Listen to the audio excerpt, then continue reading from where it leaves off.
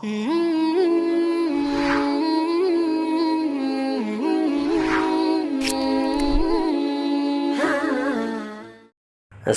അലൈക്കും വറഹ്മത്തുള്ളാഹി. എല്ലാവർക്കും സുഖമാണെന്ന് പ്രതീക്ഷിക്കുന്നു. അതിനായി പ്രാർത്ഥിക്കുന്നു. കുറച്ച് ദിവസങ്ങളായി സോഷ്യൽ മീഡിയയിൽ തന്നെ വളരെയേറെ ചർച്ച ചെയ്യപ്പെട്ടുകൊണ്ടിരിക്കുന്ന ഒരു വ്യക്തിയാണ് കുഞ്ഞൻ പാണ്ടിക്കാട്. കാരണം മറ്റൊന്നല്ല, അദ്ദേഹം പണ്ഡിതന്മാരെ പരിഹസിച്ച് ഒരു വീഡിയോ ചെയ്തതായിരുന്നു കാരണം.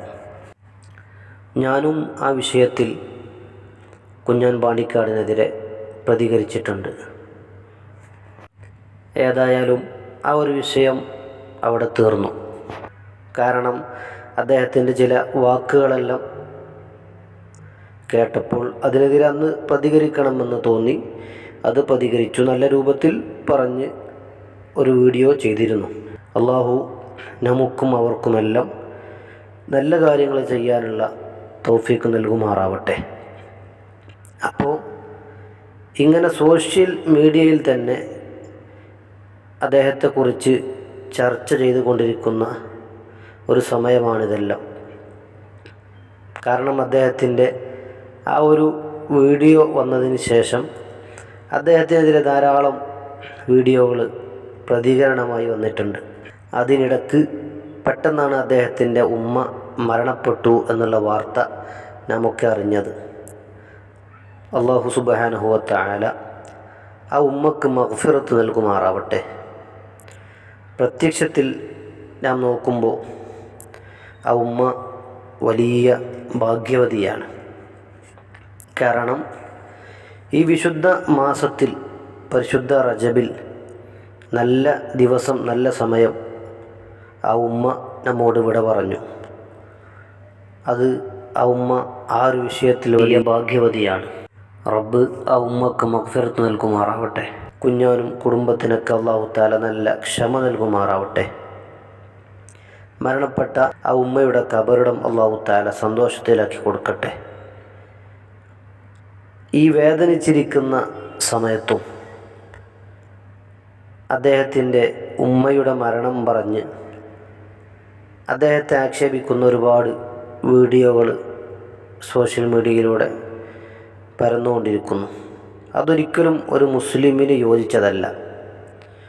പലരും അത്തരം വിഷയങ്ങൾ പറഞ്ഞ് വീഡിയോ ചെയ്തതായി കണ്ടു.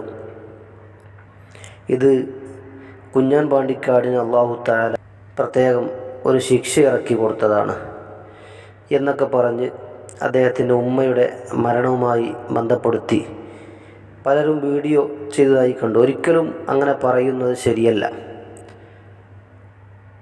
കാരണം മരണപ്പെട്ടു പോയവരെക്കുറിച്ച് നല്ലത് പറയുക, അവരൊരിക്കലും ഇത്തരം വാക്കുകൾ അവരെക്കുറിച്ച് ഉപയോഗിക്കരുത് എന്ന് പഠിപ്പിക്കുന്ന മതമാണ് പരിശുദ്ധ ഇസ്ലാം.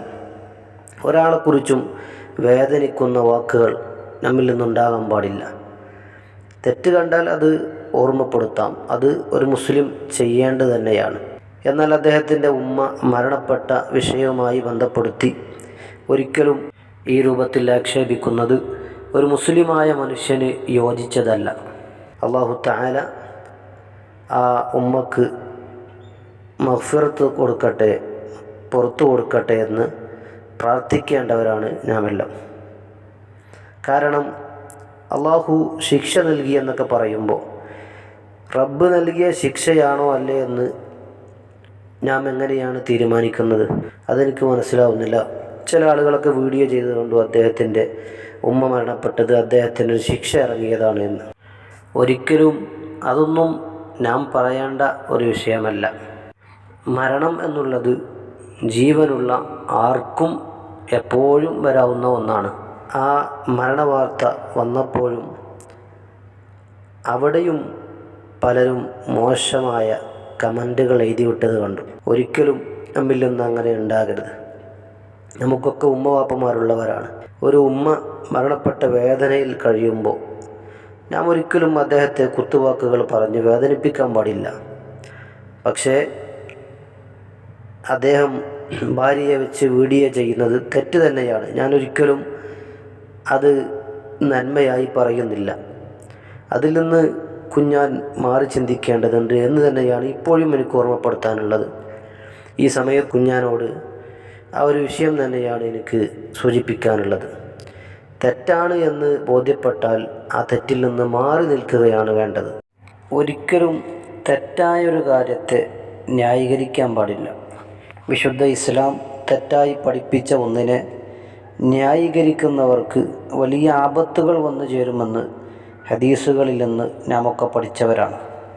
പക്ഷേ ഇതെല്ലാം പറഞ്ഞ് അദ്ദേഹത്തിൻ്റെ ഉമ്മയുടെ മരണവുമായി ആ ഒരു വിഷയത്തെ നാം കൂട്ടിക്കെട്ടാൻ പാടില്ല.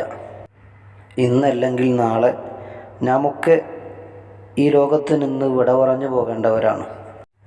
റബ്ബ് സുബ്ഹാനഹു വ തആല ജീവിക്കുന്ന കാലമത്രയും ആരോഗ്യത്തോടെ ജീവിക്കാനുള്ള തൗഫീഖിനെ നമുക്കൊക്കെ നൽകുമാറാവട്ടെ.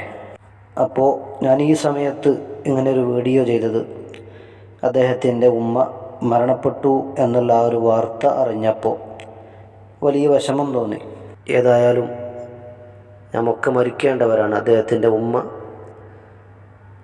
ഇന്ന് ഖബറിലെത്തി. അല്ലാഹു തആല അവരുടെ ഖബറിടം സന്തോഷത്തിലും റാഹത്തിലുമാക്കി കൊടുക്കട്ടെ.